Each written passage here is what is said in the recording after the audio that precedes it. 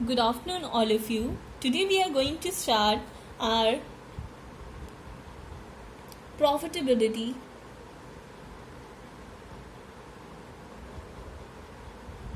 index.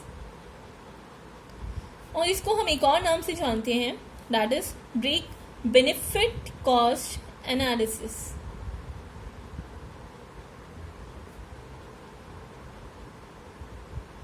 अब देखिए, benefit cost analysis ये हमारी कैपिटल बजटिंग की जो डिस्काउंटेड कैश फ्लो टेक्निक है.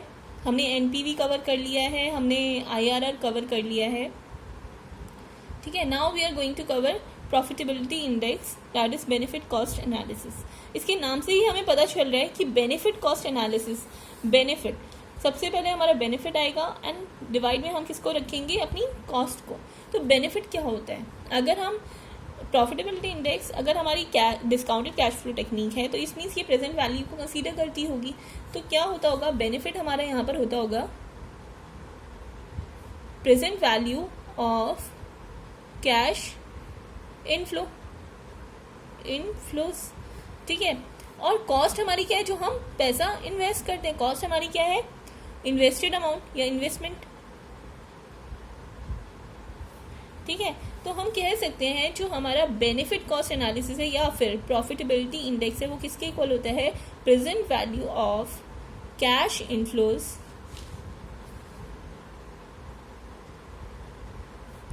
Divided by cash outflow. ठीक है, इस तरह से हम इसका फॉर्मूला फाइंड आउट करते हैं. PV, present value of cash inflows divided by cash outflow, ये होता है हमारा प्रॉफिटेबिलिटी इंडेक्स.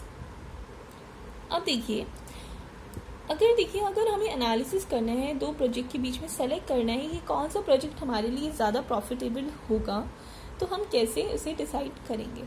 फर्स्टली देखिए, आपको ये रेशियो से पता चल रहा है. अगर मान लीजिए हमारा कैश आउटफ्लो, अगर ये जो कैश आउटफ्लो है अगर ये ज़्यादा होगा और ये कम होगा, जो हमारा न्यूमरेटर है वो कम होगा, तो हमारा जो रेशियो है वो 1 से कम आएगा. और अगर ये रेशियो 1 से कम आएगा तो इसमें ये हमारे लिए प्रॉफिटेबल नहीं है, क्योंकि यहाँ पर इन्वेस्टमेंट ज़्यादा हुई है और हमें जो इन्फ्लोज मिल रहे हैं वो क्या है, कम है. तो इस केस में हमें इन्वेस्टमेंट नहीं करना चाहिए. तो हम कह सकते हैं when PI profitability index is less than 1, we should reject the project. हमें रिजेक्ट करना चाहिए अपने प्रोजेक्ट को. ठीक है, हमें प्रोजेक्ट में इन्वेस्टमेंट नहीं करना चाहिए. अगर हम माने when PI, अगर मान लीजिए जो कैश आउटफ्लो में हमने जितना पैसा लगाया है उससे ज़्यादा हमें मिल रहा है कैश इनफ्लोज में, तो उस केस में हमारा क्या होगा, जो PI आएगा वो ग्रेटर देन 1 आएगा. उस केस में क्या आएगा, ग्रेटर देन 1. उस केस में हमें क्या करना चाहिए, एक्सेप्ट करना चाहिए प्रोजेक्ट को. ठीक है, हमें प्रोजेक्ट में इन्वेस्टमेंट करना चाहिए.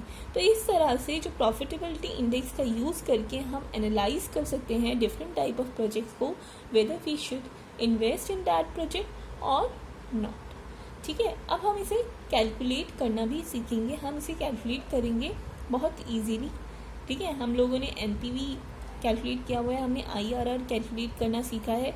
तो हम सेम मेथड यूज़ करेंगे किसमें, प्रॉफिटेबिलिटी इंडेक्स में. ठीक है क्लास, देखिए हमारे पास एक क्वेश्चन है. Let we have a project in which initial investment is 10 lakh rupees. हमने जो इनिशियल इन्वेस्टमेंट किया है, हमारा जो इनिशियल इन्वेस्टमेंट है वो है 10 लाख रुपीज़ का, 10 लाख रुपए का.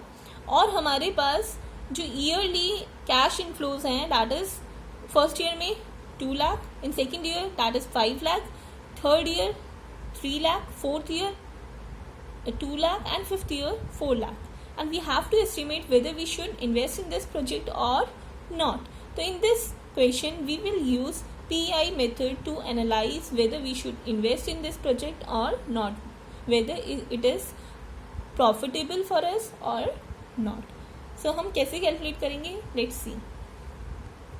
देखिए हमारे पास क्वेश्चन था, हमारे पास 5 ईयर्स थे एंड 5 ईयर्स में जो उसके करस्पॉन्डिंग कैश इनफ्लोज थे वो हमने नोट कर लिए हैं. और हमारी जो डिस्काउंट रेट है ये भी हमें गिवन होती है. डिस्काउंट रेट इस केस में हमें गिवन है, डिस्काउंट रेट इज 10%. ठीक है। तो हमें जैसे हमने लास्ट क्वेश्चंस में किया है एनपीवी कैलकुलेट करते वक्त या आईआरआर कैलकुलेट करते वक्त या discounted pay back period calculate करते वक्त हमने क्या किया था, हमने सबसे पहले क्या निकाला था, PVIF। We have to calculate PVIF, that is present value interest factor, and you all know how to calculate PVIF। You all know the formula, that is अगर हमें PVIF फर्स्ट ईयर के लिए कैलकुलेट करना है और कितनी interest rate पर, 10% interest rate पर कैलकुलेट करना है, तो हम कैसे करेंगे, 1/1 plus r's to the power n, ठीक है, where r is discount rate, n is number of years. So what we have to do, we have to take the values, that is 10%. तो 10% को हम लिख सकते हैं 10/100 to the power n। n क्या है, 1, क्योंकि हम यहाँ पर फर्स्ट ईयर के लिए कैलकुलेट कर रहे हैं, तो 1 हो जाएगा, ठीक है। तो इसे अगर हम सॉल्व करेंगे तो हमारे पास आता है 1/1 प्लस 0.10 टू द पावर 1, ठीक है। तो 1/1.10 पावर 1, तो इसकी अगर हम वैल्यू कैलकुलेट करेंगे 90.909, तो हमारा जो फर्स्ट ईयर के लिए जो PVIF है वो निकल कर आया है 0.909। अब इसी तरह से हम क्या करेंगे, सेकेंड ईयर के लिए भी कैलकुलेट करेंगे, थर्ड ईयर के लिए भी कैलकुलेट करेंगे, फोर्थ ईयर के लिए भी कैलकुलेट करेंगे एंड फिफ्थ ईयर के लिए भी कैलकुलेट करेंगे। देखिए क्लास हमने सब जो PVIF है वो कैलकुलेट कर लिए हैं सब ईयर के करस्पॉन्डिंग। अब हमें क्या करना है, हमें प्रेजेंट वैल्यू निकालनी है कैश इनफ्लोज की, तो हम यहाँ लिख देते हैं present value of cash inflow, ठीक है। तो कैसे कैलकुलेट करते हैं, जब हम 2 लाख को, जो भी हमारा कैश इनफ्लो आया था उसे हम PVIF से मल्टीप्लाई करते हैं, तो 2 लाख इज मल्टीप्लाइड बाई 0.909, तो हमारे पास आता है 18,18,0,0, ठीक है। इसी तरह से हम सबको मल्टीप्लाई करेंगे उनके करस्पॉन्डिंग PVIF से, ठीक है। देखिए इस तरह से हमने सारे जो present value of cash inflows से वो कैलकुलेट कर लिए हैं। नेक्स्ट हमें क्या करना है, जैसे हम NPV में करते थे, we have to take the summation of present value of cash inflows. So हमें सबका सम करना है, देखते हैं सम कितना आता है।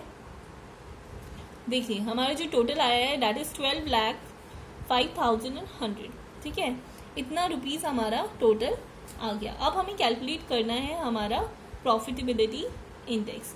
तो प्रॉफिटेबिलिटी इंडेक्स हमें पता है क्या फॉर्मूला लगता है, हम कैसे कैलकुलेट करते हैं। देखिए प्रॉफिटेबिलिटी इंडेक्स का फॉर्मूला ये होता था present value of cash inflows upon cash outflow. Present value of cash inflows हमें पता है, हमने निकाल चुके हैं, तो 12,05,100 रुपीज़ अपॉन हमारा जो कैश आउटफ्लो था that is cash investment, that is 10 lakh rupees, ठीक है। इसे हम डिवाइड करेंगे इससे, तो हमारे पास आएगा 1.205, ठीक है, इतना परसेंट। तो अगर परसेंट में नहीं आएगा, ये हमारा रेशियो है, ठीक है, 1.205, this is the ratio between present value of cash inflows and cash outflow.